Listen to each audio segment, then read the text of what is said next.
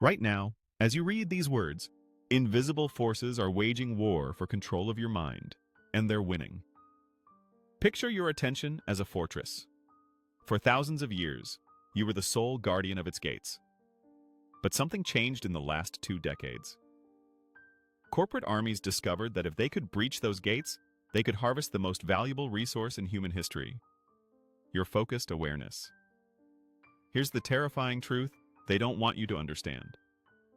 Every time you surrender to that irresistible ping, every moment you lose yourself in an endless scroll, you're not just wasting time. You're literally rewiring your neural architecture to become dependent on external stimulation. Think of attention like a muscle. When you force yourself to focus, it's like doing mental push-ups. Difficult, but strengthening. When technology focuses your attention for you, it's like taking the elevator instead of the stairs.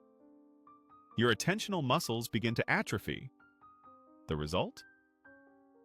A generation that finds everything boring except the next digital hit.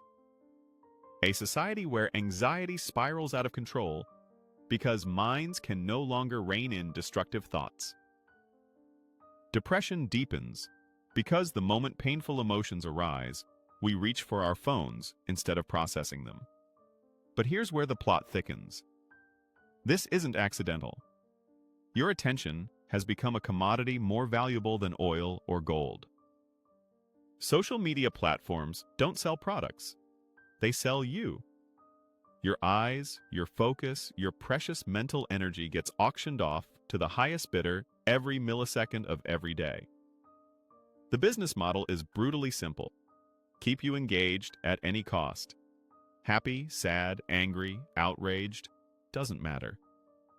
What matters is that you keep watching. And the algorithms have learned something sinister. Emotional volatility equals engagement. So they feed you a calculated cocktail of content designed to keep you perpetually off balance. Meanwhile, something profound is happening to your idle moments. Remember when you used to stare out windows during car rides?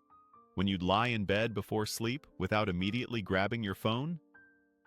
Those weren't empty moments. They were when your brain performed its most crucial functions. During mental downtime, your mind processes emotions, consolidates memories, and performs psychological housekeeping. It's like REM sleep for your waking consciousness. But we've eliminated those moments. Every potential second of silence gets filled with digital noise. The consequences are catastrophic. Unprocessed emotions pile up in your unconscious like emotional debris. Your capacity for deep feeling, including love, begins to diminish. Birth rates plummet not just from economic pressures, but from a generation that's forgotten how to fall in love because they've lost the ability to be present with another human being. But here's where ancient wisdom meets cutting-edge neuroscience.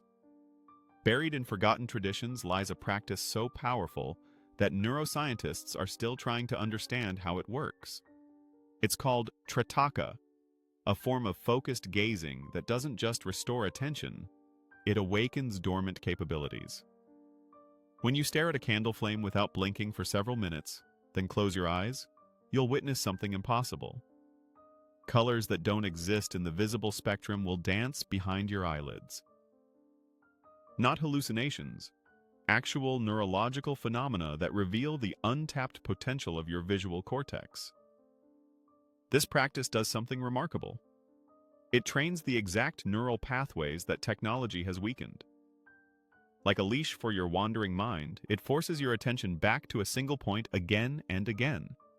Each time your focus drifts and you pull it back, you're literally rebuilding your capacity for sustained concentration. But Tritaka does something even more mysterious. In traditional texts, it's described as a cleansing practice for your third eye, your intuitive awareness. Practitioners report enhanced insight, better decision-making, and an almost uncomfortable clarity about problems in their lives. It's as if reclaiming your attention unlocks deeper layers of intelligence. The implications are staggering. What if the solution to anxiety, depression, and existential emptiness isn't medication or therapy, but simply returning sovereignty to your own mind? What if the path to genuine happiness requires nothing more than remembering how to focus? This is bigger than personal improvement. This is about the future of human consciousness itself. We stand at a crossroads. Down one path lies a species enslaved to digital stimulation, incapable of deep thought or genuine connection. Down the other lies something extraordinary. Humans who've learned to harness their attention as a tool for transformation. The choice is yours. But every moment you delay, the neural pathways of dependency grow stronger. Every day you postpone reclaiming your attention, you drift further from who you really are. The war for your mind isn't coming. It's here. The question isn't whether you'll fight back. The question is whether you'll realize you're in a battle before it's too late. The algorithms are counting on you to scroll past this without taking action. Prove them wrong. Try one 3-minute session of focused attention today, whether it's tritaka, meditation, or simply sitting in silence without reaching for your phone. Your future self is depending on the choice you make in the next 60 seconds. Don't let them win.